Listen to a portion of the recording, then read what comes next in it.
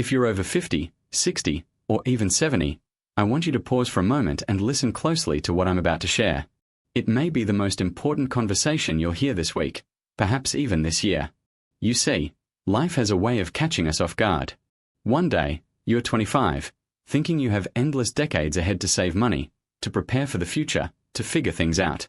And then, in what feels like the blink of an eye, you find yourself in your 60s or 70s, looking back and realizing the financial habits you built or didn't build are now shaping the comfort, the dignity, and even the freedom you have in your later years. Before we go further, I have a request. If you care about living your later years with dignity, if you want to learn from real-life stories that blend the wisdom of experience with the clarity of modern science, then hit that subscribe button now and stay with me until the end of this video. I promise, this is not just another financial talk. This is a journey through human choices, emotions, and the unshakable truth that our habits in youth echo into our old age. So stay until the very last minute, because the story I'm about to tell might just change the way you live tomorrow. Let me introduce you to two women, Margaret and Helen. They're both from a small town in the Midwest, both born in the early 1950s, just a few months apart. They went to the same high school, attended the same local church, and even worked together for a short time in their 20s. On the surface, their lives seemed parallel. But deep down, they carried entirely different philosophies about money, responsibility, and the future. Margaret was the planner. Even at age 22, working as a nurse's aide earning just $4.25 an hour back in 1974, she set aside a small portion of her paycheck into a savings account. She didn't know much about investing back then, but she understood one principle: you spend what's left after saving, not the other way around. Over time, she learned about certificates of deposit, treasury bonds, and later, index funds. She wasn't chasing risky returns. She was building something steady, brick by brick, like a house that would protect her from life's storms. Helen, on the other hand, was the free spirit. She believed life was for living in the moment. Her motto was, "You can't take it with you when you go." She spent her paychecks on dinners out, spontaneous trips to Florida, the latest fashion trends, and generous gifts for friends and family. She loved being the life of the party, the friend who would say, "Don't worry, I've got the bill." She wasn't irresponsible in the sense of being reckless with debt, but saving money simply wasn't her priority. Retirement felt like something far in the distance, too far to worry about. Now, you might already be guessing where this story is heading. But I want to slow down here, because this is not about shaming one woman and glorifying the other. It's about showing how small decisions, repeated over decades, shape the reality of old age not just financially, but emotionally and even physically. Science backs this up. A 2020 study from the Stanford Center on Longevity showed that individuals who developed consistent saving habits by age 30 were not only more financially secure in retirement, but also reported better mental health, lower stress levels, and even lower blood pressure in their 60s and 70s. Why? Because financial stress is not just a number in your bank account, it's a weight your body carries every single day. Chronic financial anxiety has been linked to elevated cortisol levels, which, over time, can damage your immune system, increase inflammation, and even accelerate cognitive decline. Margaret, unknowingly, was protecting her future health by protecting her future finances. Helen, unknowingly, was sowing seeds of future worry. In their 30s, both women married. Margaret married Daniel, a quiet, steady man who worked for the Postal Service. Helen married Tom, a charming mechanic who loved restoring old cars. Both couples bought modest homes. Margaret's a 2-bedroom ranch-style house on a quiet street for $48,000. Helen's a slightly larger 3-bedroom place for $62,000. Mortgage rates were high back then, hovering around 13%, but Margaret and Daniel made larger payments whenever they could to pay down the loan faster. Helen and Tom stuck to the minimum monthly payment, choosing to use extra money for vacations and upgrading their kitchen appliances. By their 40s, life threw its inevitable curveballs. Daniel was diagnosed with type 2 diabetes, which meant more medical expenses and lifestyle adjustments. Because Margaret had built an emergency fund, they could cover the costs without panic. They still took modest vacations, road trips within 300 miles instead of cross-country flights, but they never touched their long-term savings. Helen and Tom faced their own challenges when Tom injured his back at work and had to take several months off. Without much in savings, they relied on credit cards to get through. Interest rates on those cards were brutal, upwards of 18%, and the debt followed them for years. It was in their 50s that the gap between the two women's lives began to widen in ways even they couldn't ignore. Margaret's home was fully paid off. She had a small but growing portfolio of investments, and Daniel's pension was set to provide a steady income when he retired. Helen still had a mortgage balance, credit card debt, and no retirement accounts to speak of. Her plan, as she put it, was simple: I'll just keep working until I can't. Here's where the science of aging enters the picture. Research from the University of Michigan's Health and Retirement Study has shown that financial insecurity in one's 50s and 60s is strongly correlated with earlier onset of physical disability. Why? Because when you're financially strained, you're less likely to spend on preventative healthcare, nutritious food, and stress-reducing activities. You postpone doctor visits. You put off home repairs that make your living environment safer. And you live with a constant undercurrent of anxiety that, over time, takes a toll on your body. Margaret's 60s were filled with choices. Helen's 60s were filled with necessities. Margaret chose to take a trip to Alaska with Daniel to see the glacier before they melted, further a dream they'd held for decades. Helen was still working part-time at a retail store, not because she wanted to, but because she needed the paycheck to cover her bills. The difference wasn't in luck. It was in decades of choices. At this point, you might be wondering, but isn't it too late for me if I didn't start saving in my 20s or 30s? And my answer, as a specialist who has studied both the science of aging and the psychology of financial behavior, is absolutely not. The best time to plant a tree was 20 years ago. The second best time is today. The power lies not in dwelling on the past, but in making the next right choice. As I watched Margaret and Helen navigate these years, I realized their lives were becoming living textbooks. Margaret was living the chapter called Prepared and Protected. Helen was living the chapter called Dependent and Distracted. And here's where our story takes a turn that will carry us into the second half of this lesson, a turn that will challenge how you think about independence, dignity, and the emotional cost of money in later life.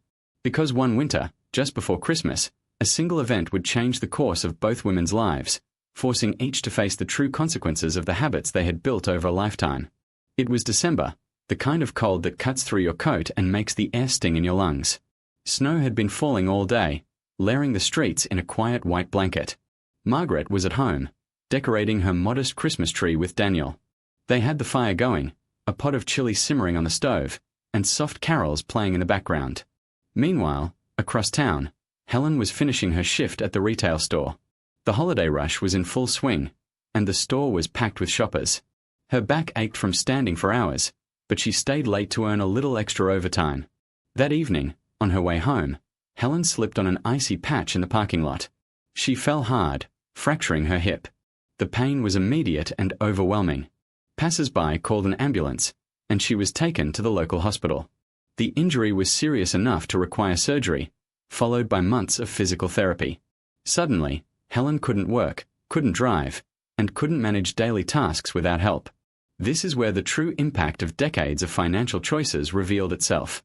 Margaret, upon hearing the news, immediately visited Helen at the hospital.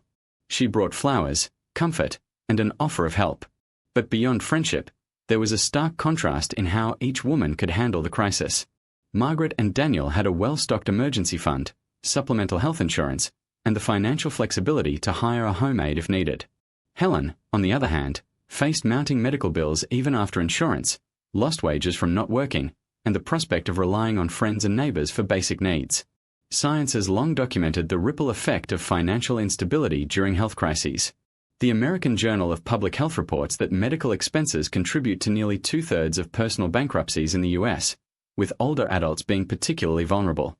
When you don't have a financial cushion, every unexpected event becomes a threat not just to your wallet, but to your independence and dignity.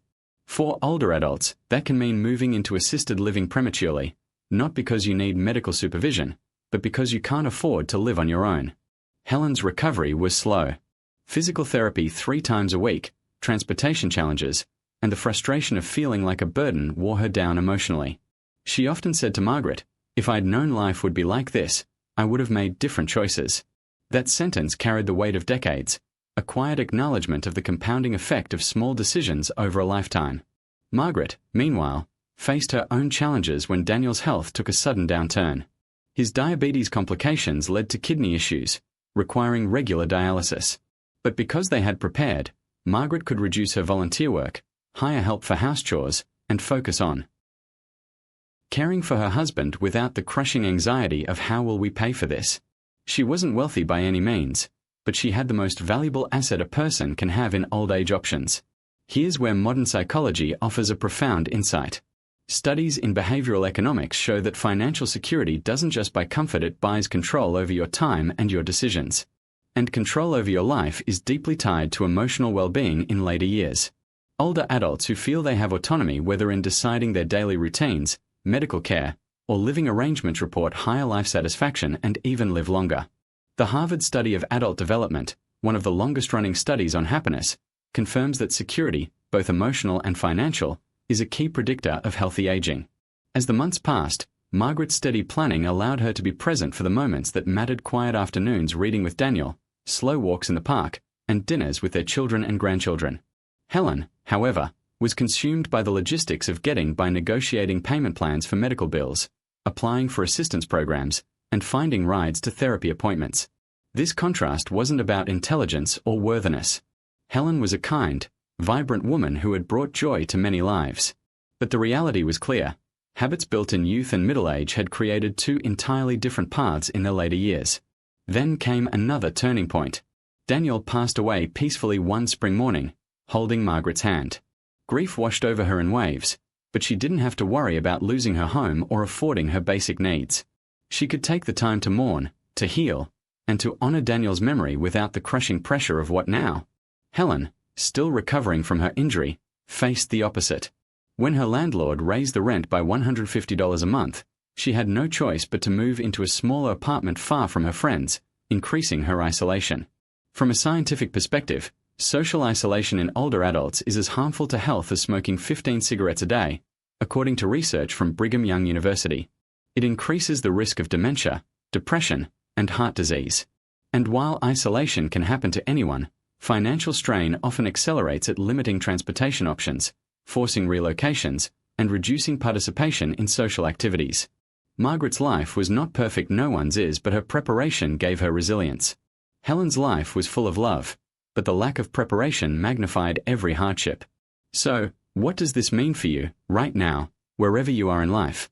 It means that every choice you make today, whether you're 55 or 75, matters. It means that even if you haven't saved as much as you wish you had, you can still start now. Reduce unnecessary spending. Build a small emergency fund. Seek out community resources. Talk openly with family about your wishes for the future. Every step toward stability is a step toward dignity. And remember, this is not just about money.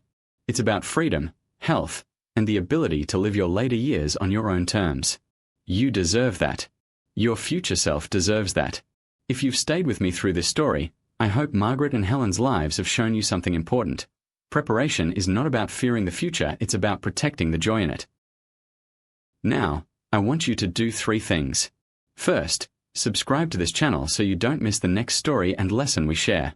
Second, share this video with someone you care about, because these conversations are too important to keep to ourselves. And third, leave a comment below, tell us one step you're going to take this week to protect your future. Your words might inspire someone else to act. Thank you for listening to our story.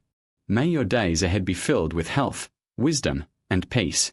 And as always, I wish you a new day filled with all good things.